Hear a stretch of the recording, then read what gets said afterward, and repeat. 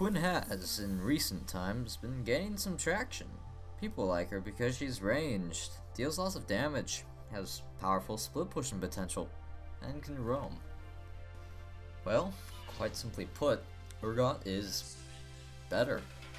He's a superior duelist, thus turning her supposed lane dominance on its heels, and negating entirely her split push threat. He's tankier and provides more utility, all the while with greater damage. While he's not as speedy, once he reaches his destination, he hits like a truck. So, in this matchup, you want to be sure to withstand the first few levels, taking minimum damage and responding in kind. Now, I didn't make the best initial trades, I'll grant that. But you know what? I'm the potion master. That's right, 4 health potions, 4 mana potions. I can heal up easily. She has a rougher journey to full HP. But she does make it back up, with a pressure showing and subsequent gank from our neighborhood armadillo. With him in the area, I have to back up, else I might have to flash to safety. So I let the wine pour from my lips, and CS from afar. Urgot does that very well, conditioning him for lanes in which he may fall behind. As always, be wary of ganks. Taking Ghost and Flash really let Urgot make up for his apparent lack of mobility, but as with any laner, it's best to avoid most confrontations from a second player. CSing under turret without unnecessarily taking too much damage or using too much mana is an art to practice and master in and of itself. So, this lane is now pretty much back to where it began. But there's more than that. I have mana potions. That means I can zone her out with my significantly superior damage while using Terra Capacitor to deflect her own. Therefore, I can zone her out of last hits and potentially even experience. But in doing this, my wave pushes automatically. That means a few things. If I want to continue to zone her, I am more susceptible to ganks. But I also have a larger minion wave at my disposal. This, added with Urgot's impressive damage and resistances, opens up many dueling opportunities. When the time comes, I want to be the first to walk to the bushes to remove minion aggro. You want to walk to the very edge.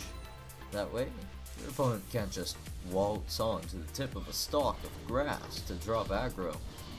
Oh no. They have to walk around the massive circumference of your fat ass. Now let's talk about the build.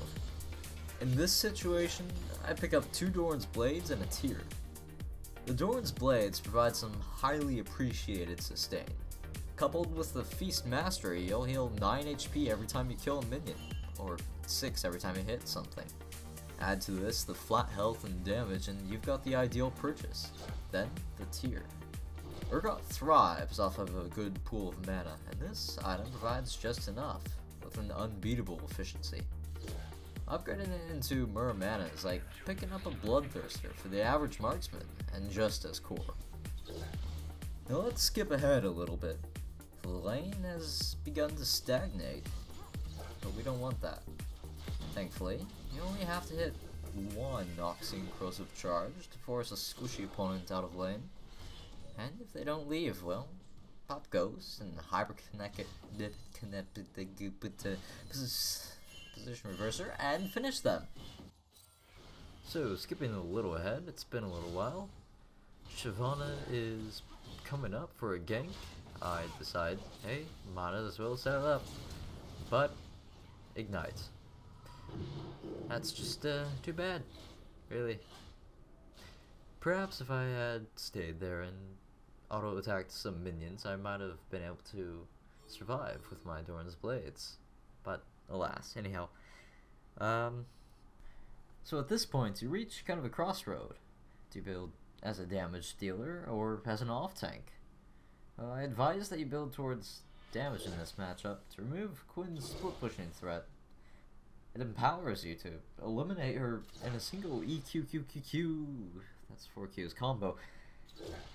Brutalizer is ideal for a damage build as a source of both CDR and armor penetration, two of Urgot's most valued stats, given his high base damage and the 4 Acid Hunter in 1 Noxian Corrosive Charge combo made possible by reaching 25% cooldown reduction.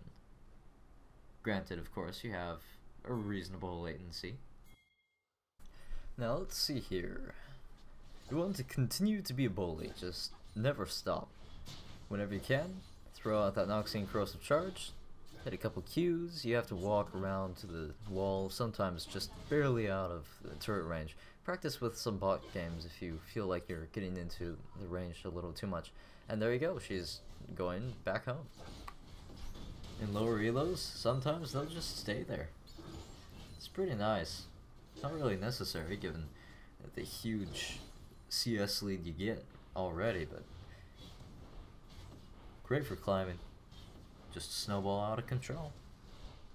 So here I stay a little long, try and see how low I can get the turret. If it was just Ziggs, I would have made fair game of him.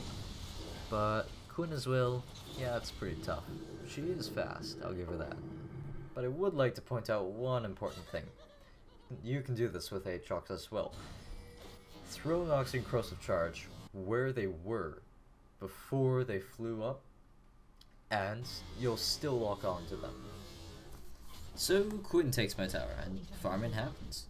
I'm 60 CS ahead though. Next I want to take her tower, and go off on my own journey.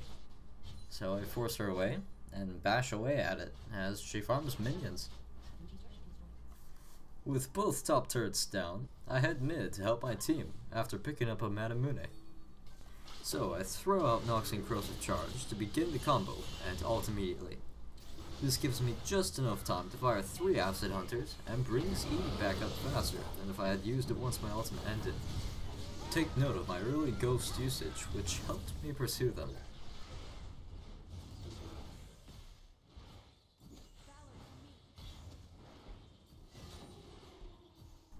Here's a spotlight on potential. Had I hit that Noxian Corrosive Charge after I flashed, Quinn would be dead. Ultimately, we get a kill, a turret, and dragon.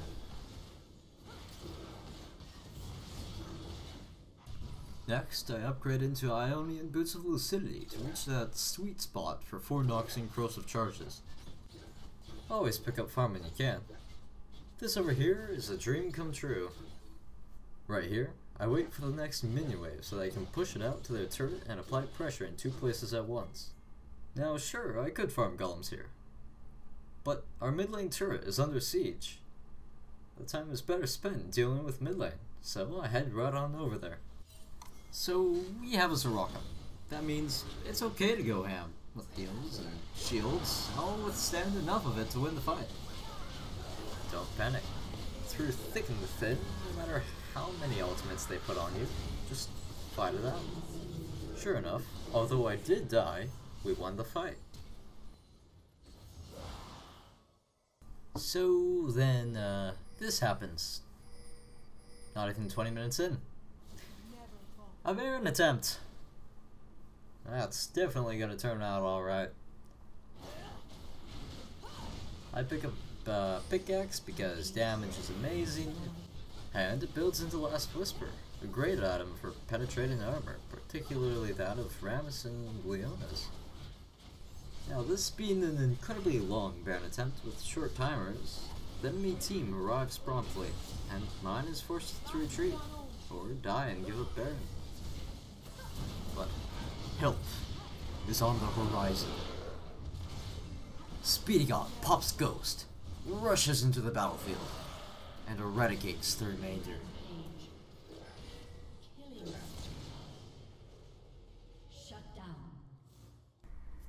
So I head over to mid lane to clear the wave, and then I realize there's a very big wave at top lane. I begin to head over to that area, but soon discover that the enemy team is in the mid lane area. So to hold that turret, I instruct Shyvana to take top, and because I'm the closest one to the turret, I clear it out. When faced with that kind of situation, the best choice is generally to save the turret. It denies the enemy team quite a bit of gold and map pressure. After I recall, I pick up the last piece of the puzzle, a last whisper. This item is absolutely essential. Its damage boost against tanks is unmatched, and it is more than cost efficient against squishy opponents at this point, because of all the armor that champions naturally gain. So with the grand turn of events, we head over to Baron, this time prepared.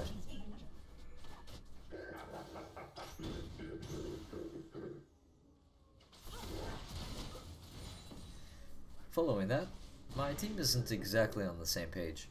I recall and get the distortion enchantment from my Ionian Boots of Lucidity. That takes Ghost up to about 40% of a movement speed increase, and really cuts the cooldowns of both Ghost and Flash. Meanwhile, Vayne heads to bot lane. At the same time, the rest of my team begins to fight in mid lane. I see this and deeply regret recalling. I find myself walking into a pretty intense fight. I pop Ghost, rush on in, and simply don't stop.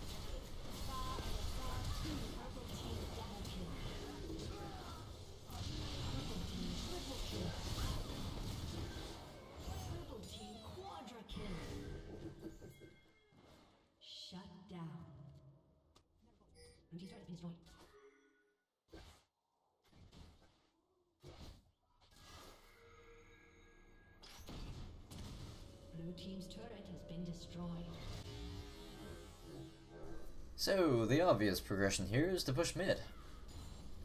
Behold, the wonders of a damage build.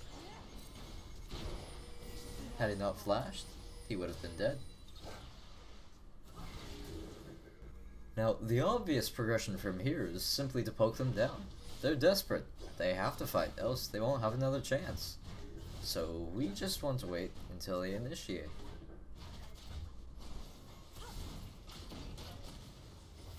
Leona fails hers, but Lucian kindly dashes in. And here we go.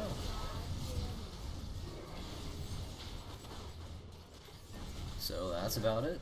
Thanks for watching. If Urgot has piqued your interest, feel free to check out my extensive guide on Law King, or watch the rest of my videos. If you have any questions or comments, make sure to inquire in the comment section below, or on Reddit. See you on the Rift.